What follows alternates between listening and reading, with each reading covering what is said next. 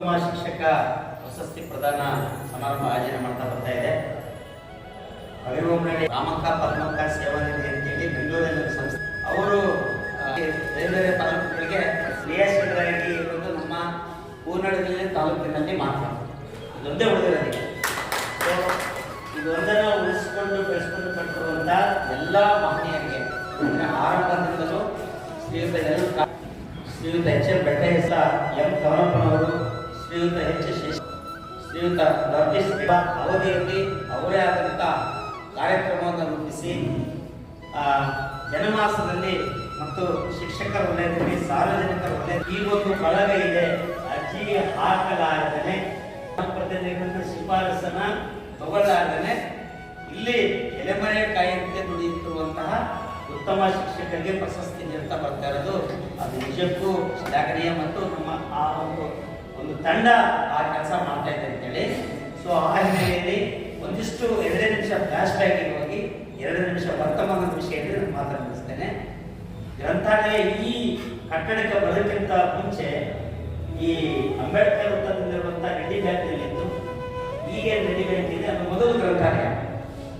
ಆ ಗ್ರಂಥಾಲಯದಲ್ಲಿ ಸೋಗಿಯಲ್ಲಿ ಇರುವಂತ ಅಂಗಡಿಯ ಲೈಬ್ರರಿಯಲ್ಲಿದ್ದರು ಅಂಗಡಿ ಬಸವರಾಜು, ಮಜ್ಜಿಗೆ ಬಸವರಾಜು, ತದನಂತರದಲ್ಲಿ ಜನಾರ್ದನ್ ಶೆಟ್ಟರು, ಕೃಷ್ಣಮೂರ್ತಿ ಸರ್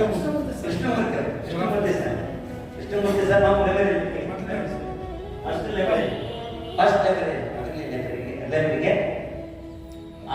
ಬಸವರಾಜ ಪಳ್ಳಿ ಅವರು, ತದನಂತರದಲ್ಲಿ ನಮ್ಮ ಮಂಜುನಾಥ್ ಅವರು, ನಾರಾಯಣ ದಾಸು, ಈ ರೀತಿ ಏನು ಗ್ರಂಥಪಾಲಕರು ನಮ್ಮ ಜೊತೆಗೆ ಒಡನಾಟ ಇತ್ತು.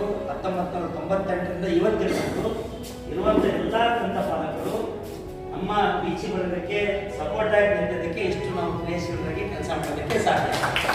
ಹಾಗಾಗಿ ಎಲ್ಲ ಗ್ರಂಥಪಾಲ ಇಲಾಖೆಗೆ ಎಲ್ಲ ಇಂದಿನ ಸ್ಟೇಷನ್ ಪರವಾಗಿ ನಾನು ಅಭಿನಂದನೆಯನ್ನು ಸಲ್ಲಿಸಲಿಕ್ಕೆ ಇಷ್ಟ. ಪ್ರಕಾಶ್ ಮಲ್ಬೇಡೆ ಅಂತೇಳಿ ಆಗಿನ ನಮ್ಮ ಕೆಲಸವನ್ನು ಗುರುತಿಸಿ ಪ್ರಜಾವಾಣಿಯಲ್ಲಿ ಪ್ರತಿ ಸೋಮವಾರ ಬಂದ ಸರ್ ನಾಡು ನಾಡಿ ಅಂತೇಳಿ ಈಗೊಂದು ಮಾದರಿ ಗ್ರಂಥಾಲಯ ಅಂತೇಳಿ ಒಂದು ಸಣ್ಣ ಸುದ್ದಿ ಮಾಡಿದ್ದಾರೆ. ಇವರೇ ಹೊಸ ತಂಡ ಮುಂದಕ್ಕೆ ಹೋಗುತ್ತೆ. ಬರುವಂಥ ಗ್ರಂಥಾಲಯ ಸಪ್ತಾಹದ ಕಾರ್ಯಕ್ರಮದ ನಿಟ್ಟಿನಲ್ಲಿ ಅವಾಗ ನಾವು ಬಳಗಕ್ಕೆ ಹೊಸ ಸದಸ್ಯತ್ವದ ಆಂದೋಲನವನ್ನು ಮಾಡಿ ಹೊಸ ಪೀಳಿಗೆ ಹೊಸ ಶಿಕ್ಷಕರು ಬರ್ತಾ ಇದ್ದಾರೆ. ಹೊಸ DGT ಶಿಕ್ಷಕರು ಬರ್ತಾರೆ. ಆ ಹೊಸ ಸಲಹೆಯನ್ನು ನಾವು ಬಳಗಕ್ಕೆ ಪರಿಚಯ ಮಾಡುವಂಥ ಕಾರ್ಯಕ್ರಮನ ಮುಂದಿನ ದಿನಗಳಲ್ಲಿ ಮಾಡ್ತೇವೆ. ಮತ್ತು ಸರ್ಕಾರಿ ನೌಕರ ಸಂಘ ಒಂದು ಅದ್ಭುತವಾದಂತಹ ಕಾರ್ಯಕ್ರಮ ಸ್ಪರ್ಧಾತ್ಮಕ ಪರೀಕ್ಷೆಗಳಿಗೆ ತಯಾರಾಗಿ ನಿಟ್ಟಿನಲ್ಲಿ ಮಾಡ್ತಾ ಇದ್ದಾರೆ.